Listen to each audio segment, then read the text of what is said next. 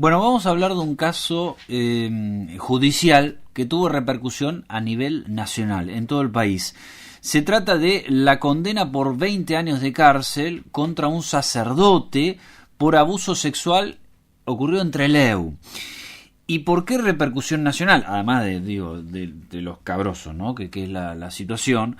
Porque esta sentencia fue confirmada por la Corte Suprema de Justicia, quien reafirmó justamente la culpabilidad de Héctor Conuel por haberse aprovechado de un adolescente con retraso mental leve. Este es el suceso que ha sido confirmado justamente después de las instancias por parte de la Corte Suprema de Justicia. Está en línea con nosotros para hablar de este tema Mirta del Valle Moreno, es jueza penal del Poder Judicial de Chubut y claro, formó parte justamente de la sentencia como jueza de este imputado, de este sacerdote. Moreno, ¿cómo le va? Federico Sánchez, el equipo la saluda. Buen día. Buen día, ¿cómo le va? Bueno, ¿qué me puede decir acerca de esta confirmación, ¿no? Después esta es la última instancia, ¿no? Cuando se llega a la Corte Suprema de Justicia, en este caso.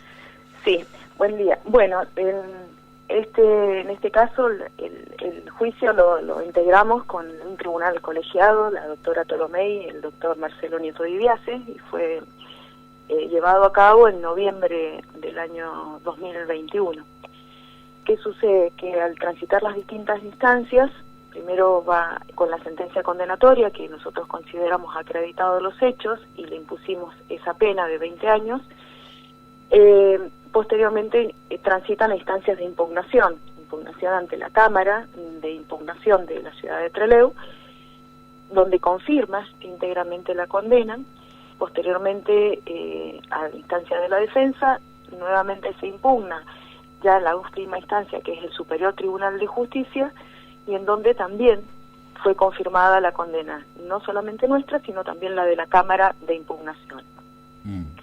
Y la última instancia, como usted dijo, sí, es la Corte, pero en este caso el particular llega a la Corte por un recurso de queja. ¿Esto qué significa? Que cuando el imputado y su defensa impugna la decisión del Tribunal Superior que confirmaba las sentencias nuestras, no hace lugar a la instancia de la Corte Suprema. ¿Por qué? Porque llegar a la Corte Suprema implica que hay una arbitrariedad al momento de la valoración de la prueba o en la decisión que tomó el tribunal. En este caso, el superior consideró que no, y por eso confirma las sentencias condenatorias. El último recurso que queda es ir en queja ante la Corte Suprema por rechazo de este recurso que hizo el Tribunal Superior.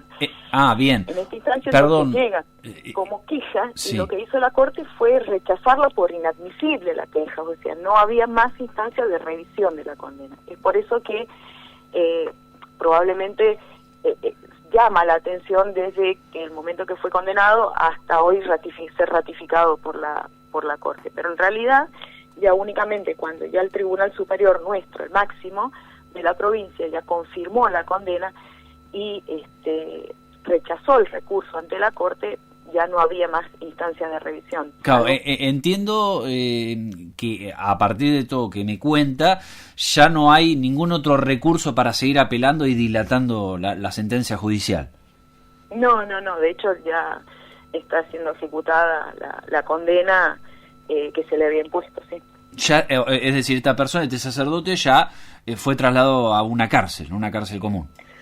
No, de hecho, a ver, el caso tiene ciertas particularidades. El caso, los abusos que sufrió el joven fueron durante el año 2011, más o menos, entre 2011 y 2014. Sucede que el menor, recién él pudo develar lo que le habían ocurrido mucho tiempo después, en el año 2019. La investigación, que a partir de la develación, a partir de que cuando el menor manifiesta lo que le había ocurrido, fue rápida, en el sentido de que la Fiscalía le dio impulso procesal y llegó a las instancias de juicio, ¿no?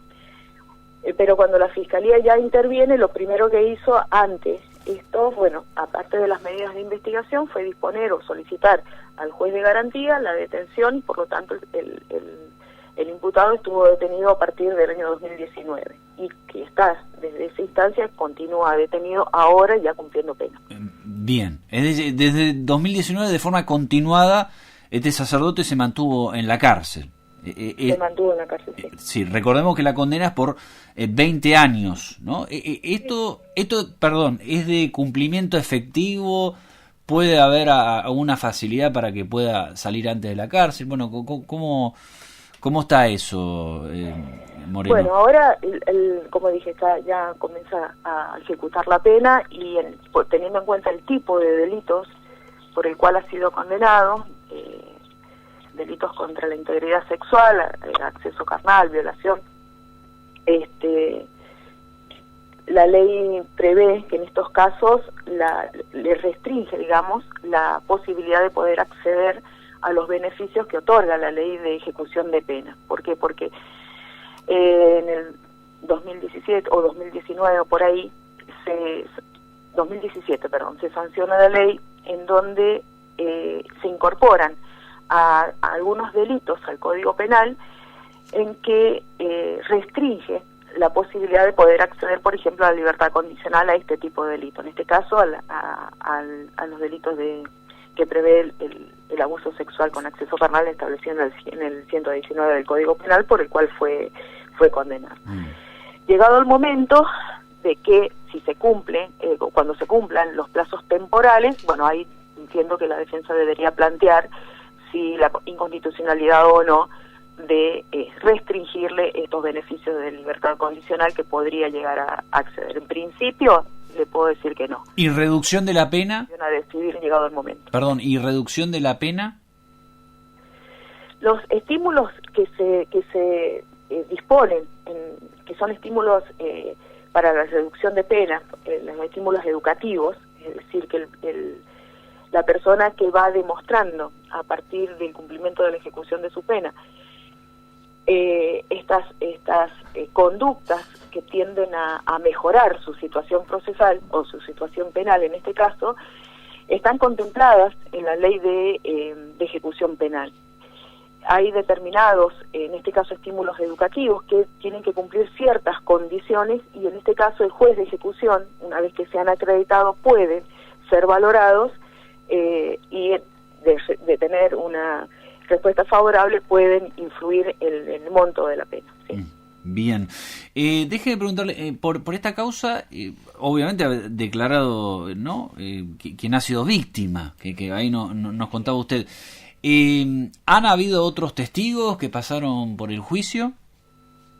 Sí, se recibieron las declaraciones testimoniales de todas las personas que de alguna manera tomaron conocimiento de lo que le había pasado al menor, pero también de las personas, de los profesionales. Como le dije, este caso tenía sus particularidades, y quizás el tiempo en que demora el menor en poder manifestar lo que le había pasado, tiene que ver porque con las características propias que presentaba el menor era una persona que mostraba o que tenía una discapacidad leve, un leve retraso madurativo. Y aparte debemos tener en cuenta el contexto social, que lamentablemente por ahí normaliza algunas conductas que llevan o que van en perjuicio de las personas que resultan ser víctimas de abuso sexual. ¿A qué me refiero esto? El menor se veía en aquel momento, en cierta forma, limitado en cuanto a la posibilidad de poder manifestarse de qué es lo que le había pasado. Estoy hablando del año 2011. Era objeto de bullying, objeto de burlas por parte de los mismos compañeros, de la misma sociedad, y entonces esa víctima de abuso sexual en ese contexto le resulta muy difícil poder manifestar lo que le está pasando, por temor a ser considerada culpable justamente de ese delito. De hecho, hay un punto determinante que lo lleva al joven de poder manifestarse, y es que en este trayecto, el sacerdote es trasladado a otra provincia. Y en esa otra provincia este sacerdote comete un delito también de abuso sexual, no tan agravado como lo que le había ocurrido al menor de acá de Trelew, pero sí un abuso sexual simple. Por ese delito es condenado en esta otra provincia, en La Pampa más precisamente. Terrible. Cuando el joven de Trelew toma conocimiento de que esta persona había sido condenada, es ahí cuando él sintió, bueno, se hizo justicia y pudo manifestarle. Claro. Lamentablemente en aquel momento los indicadores de conducta que el menor manifestaba no fueron advertidos, no fueron percibidos, porque, bueno, el contexto de la sociedad, de esto de tener conductas estereotipadas, es decir, de aceptar algún tipo de conductas como normales, no habían sido percibidos. Pero sí, después en el 2019, cuando su padrino justamente comienza o advierte ciertas conductas. El menor no quería ir él participaba en los batallones de exploradores del Colegio Don Bosco, ahí en Trelew, y se mostraba muy confiado, le gustaba participar de todas las actividades, era muy se sentía como que era su grupo de pertenencia donde él se sentía también contenido, pero al mismo tiempo en ese mismo lugar es donde había sido abusado. Entonces habían días que él no quería ir, no quería participar, lo iban a buscar y lo convencían de volver, pero él no quería volver por una cuestión de que en ese lugar era abusado por este sacerdote. Tremendo. Cuando pasa esto de La Pampa, que donde es condenado, el menor ahí puede empezar a revelar y a develar lo que a él había sucedido. Me pasó lo mismo que le pasó al chico de La Pampa. Entonces, es cuando él cuenta y narra todo el sufrimiento que tuvo, bueno, acá en la iglesia a la cual él concurría y a los lugares donde el sacerdote lo llevaba, y bueno, era abusado por él. Moreno, bueno, muy claro, no, tremendo lo que no nos cuenta. Muchas gracias por la comunicación. No, por favor, hasta luego. Hasta luego. He pasado a la jueza penal del Poder Judicial de la provincia, Mirta del Valle.